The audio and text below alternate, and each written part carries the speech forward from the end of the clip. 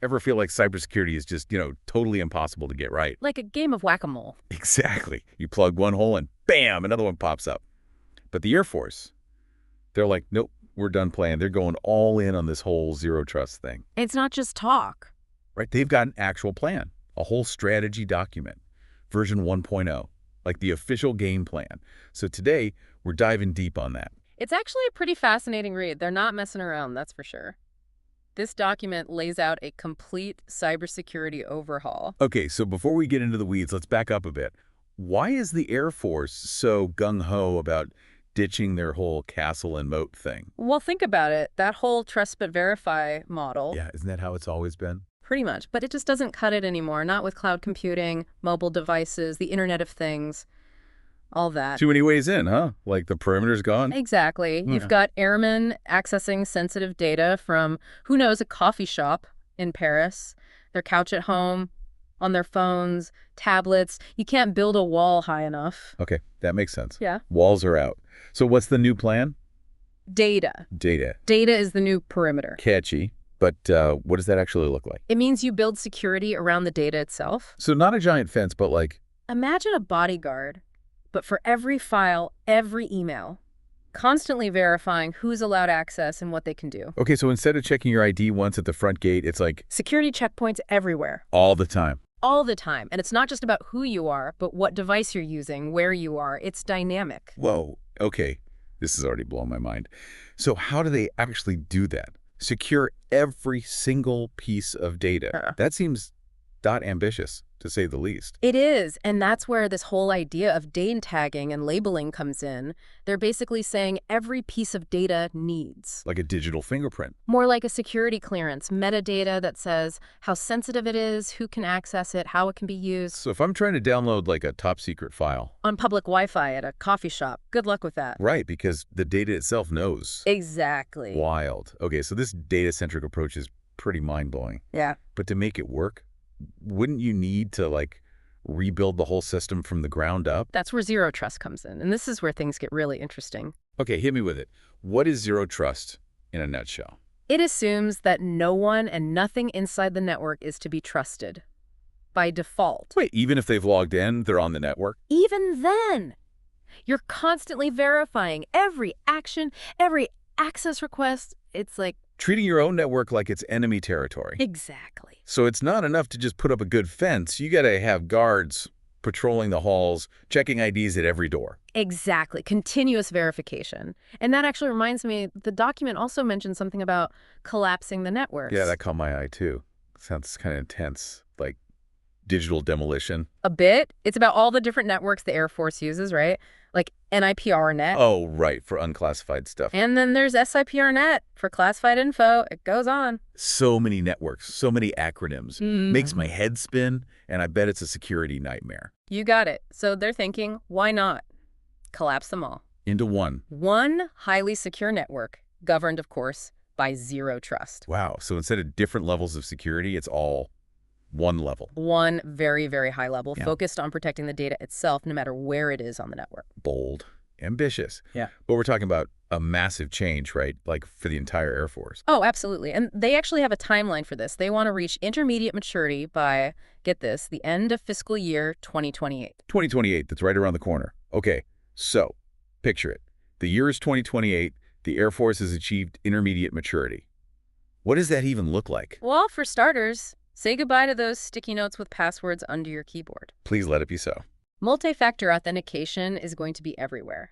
And they also talk a lot about microsegmentation. Microsegmentation, right. Remind me what that is again. Okay, imagine you're slicing up the network into, like, tiny little compartments. Little security zones. Exactly. So even if someone breaks into one, they're trapped. They can't get to anything else. Like those doors in spy movies that slam shut if there's a breach, sealing off the intruder. That's a great way to put it. And they're actually already doing this, you know, rolling out microsegmentation across the unclassified and secret networks. Oh, wow. They're serious about this. Starting small, then scaling up, I guess. But let's be real. Collapsing all those networks, implementing zero trust everywhere, we're talking about a ton of training. Oh, the training. The human element is absolutely crucial because you can have the best tech in the world, but... if someone clicks on a phishing link, all bets are off. Exactly. So big focus on education. Building a zero-trust mindset, as they call it. So no more forwarding those chain emails just in case. Hopefully not. It's about everyone understanding the risks and their role in keeping things secure. Makes sense. Hmm. But even with the best intentions, there are always going to be bumps in the road, right? What are some of the challenges they might run into with all of this? Well, first, there's the whole giant organization thing. The Air Force isn't exactly known for being nimble. It's like trying to turn a battleship, right? Not a speedboat. Exactly. You've got legacy systems, people set in their ways. It's going to be a process. Yeah. And then there's just the sheer scale of it. Right. It's not just about securing a few computers. It's the whole Air Force. Millions of devices, users all over the world. And don't even get me started on the legacy equipment. Oh, I know, right? Yeah. Some of that stuff probably runs on floppy disks. Trying to integrate all that into a modern, zero-trust environment, that's going to be a major headache, and they know it. The strategy even says they're going to prioritize the most important stuff first. Okay, so baby steps. Mhm. But even if they can get all the different systems to work together, there's still the human element, right? Getting everyone on board with this whole new way of thinking about security, Yeah. that's got to be a challenge. It's huge. They're asking people to change their behavior, to think differently about security, to maybe even give up a little convenience. That's never easy. Yeah, some people might resist that. It's like, remember dial-up internet? And some folks were still hanging onto that way longer than they should have. It's tough to let go of old habits, but that's part of what they're up against. And then there's data tagging. Right, right. Making sure all that data has the right labels. Exactly. If it's not consistent, you've got gaps, vulnerabilities. Like a loose brick in your wall. Yeah, Doesn't matter how strong the rest of it is. that's a good way to put it. So, yeah, challenges for sure. But let's step back for a minute. We've talked a lot about how they're doing this whole zero trust thing, but why? Besides just making things more secure, you mean? Yeah, like what's the bigger picture here? And this is where the document gets really interesting. They straight up say, no system is foolproof. They're admitting they might still get hacked. Basically, they know they can't prevent every attack. Okay, well, that's honest at least. Right, but it's also a totally different way of thinking about security. They're not trying to build a fortress Because they know someone might eventually get over the walls. Exactly, so it's more about damage control. If someone breaks in, make sure they can't get to the good stuff. Exactly, limit the impact. Minimize the damage. And that reminds me, they talked about resilience too, right? Yes, being able to bounce back quickly. So it's not just about being strong, it's about being flexible, adaptable. Exactly, and that actually gets to the heart of what this means for the Air Force. Not just cybersecurity, but warfare itself. Oh, wow. Okay, I'm intrigued. Explain that. Think about it. In the past, war was about controlling land, physical space. Right, whoever had the most tanks, the most territory. No, it's about information, Yeah, data. cyber warfare. And that's not sci-fi anymore, is it? It's happening right now. Every single day. And in that world, the most important thing is Protecting your secrets. and being able to function even when you're under attack.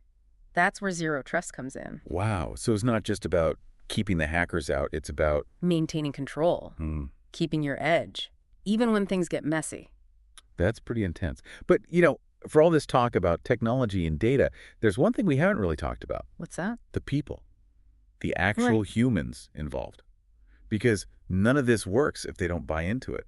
That's so true. And the strategy actually talks about this, how important it is to get everyone on board, to build trust. Right, because you're asking them to change how they do things, how they think, to maybe even give up a little control. Exactly. And that's not easy. So you have to explain why it matters. You have to be transparent. No more because I said so. Definitely not. It's about shared responsibility. Everyone's got a role to play. That's a great point. So at the end of the day, what's the takeaway here? What did we learn from diving into this document? That this is just the beginning, the Air Force's zero trust journey. It's not a sprint, it's a marathon. They're in this for the long haul. And I'm sure we'll be hearing a lot more about it in the years to come.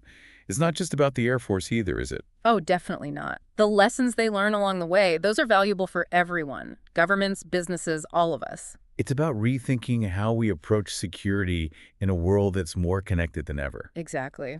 And I think that's something we can all learn from. Well said. Well, I think that about wraps it up for this deep dive. It was great digging into this with you. As always. And for our listeners, if you want to see the Air Force's Zero Trust Strategy document for yourself, we'll have a link in the show notes. And be sure to subscribe so you don't miss our next deep dive. Until then, thanks for listening.